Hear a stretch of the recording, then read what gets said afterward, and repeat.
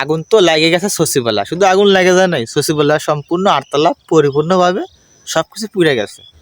তো এখন কথা হচ্ছে, সচিবালয় আগুন দিল, এটা দেশের সচিবালয়ে আগুন দেওয়া মানে কি? একটা রাষ্ট্রে আগুন দেওয়া, বাংলাদেশের মানুষের জনগণের পিছনে আগুন দেওয়া।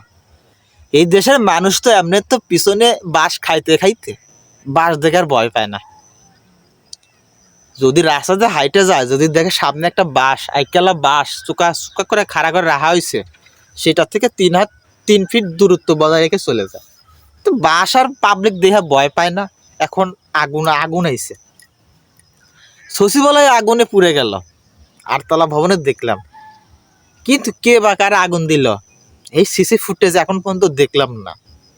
এই যে ঢাকা শহরে প্রত্যেকটা অলিতে গলিতে সেক্টরে বাড়িতে উঠানে ছাদে বাঁশবাগানে কাঠবাগানে ফুলের বাগানে ফুলের টাবে মাছের চাষে, আমার মনে হয় এই যে সরিষা ক্ষেতগুলো পিছনে রাখছি এইখানে সিসি ক্যামেরা নাই।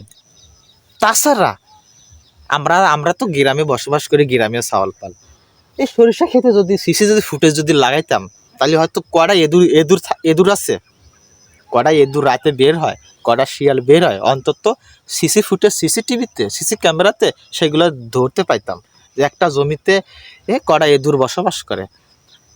তা সিসি ক্যামেরা এদিকে নাই, কিন্তু শহরে কে বাবা তুই কই যাস, কানে থাকতে ভাল লাগে না? এই কানটা যদি অন্য কোনো লেডিসের কান হইতো তাহলে ঠিকই কানের মধ্যে জড়ায় থাকতো, কারণ জেন্ডারের কারণ পুরুষের কানে থাকতে ভাল লাগে না। লিসি আমরা থাক, এখন সময় তো এগুলো নিচ্ছি, এগুলো নিচ্ছি, ভাবছি এখান থেকে 2টা নেবো না, কিন্তু এখানে স্যাদা মেদা নাই, যাক আমার নেওয়ার মতো কোথাও জায়গা নাই। এবার মূল পয়েন্টে আসি, কিছু কথা বলি ভাই। এই যে এত এত সিসি ফুটেজ ঢাকা শহরে, এত এত গলিতে গলিতে আগুনটা যে লাগালো সচিবালয়, কিন্তু দেখতে পেলাম না একটা সিসি ফুটেজে কে লাগালো, আগুনটা কোথা থেকে উৎপত্তি হলো। আমরা সবাই চাই যে আগুন লাগাক, জনগণের গয়ে আগুন লাগাইছে, জনগণের পায়ে আগুন দিছে, একটা সচিবালয় আগুন মানে অনেক অনেক বড় ধরনের। যারা এই সচিবালয় আগুন দিল তাদের উদ্দেশ্যটা যেটাই থাকুক, তাদের উদ্দেশ্য যদি এটা হয় যে স্বৈরাচার সরকারের যত ফাইল ছিল, যত ডকুমেন্ট ছিল, যত ফুটেজ ছিল, সেইগুলো যদি তারা যদি লুকানোর জন্য যদি তারা আগুন দিয়ে থাকে, তারা রেহাই পাবে না। কারণ লাল সবুজের বাংলাতে কোনোদিন রেহাই তারা পাবে না। এই দেশের প্রশাসন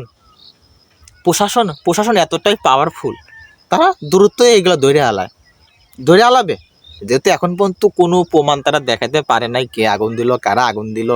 আমরা সবাই কিন্তু গর্জে উঠছি, আমরা আগুনটা যেই দিক তাদেরকে শাস্তি আওতায় আনা হোক, কিন্তু এখন পর্যন্ত কোনো ফুটেজ দেখলাম না। কোনো প্রশাসন ভাই এখন পর্যন্ত তাদের কোনো অ্যাকশন বা তাদের হয়তো সময় নিচ্ছে, তারা একটা কমিটি গঠন করছে, ধরা পড়বে, কিন্তু যেই আগুনটা দিক তারা ভালো করে নেই, তারা দেশের তো মানুষে বলবো না, তারা দেশের 1 নম্বর শত্রু, দ্বিতীয় এই দেশের জনগণের শত্রু, তৃতীয় এই দেশটা পাশের দেশ থেকে তারা কিছু একটা ঘটাতে চায়, কিন্তু তা কোনোদিনও সম্ভব না।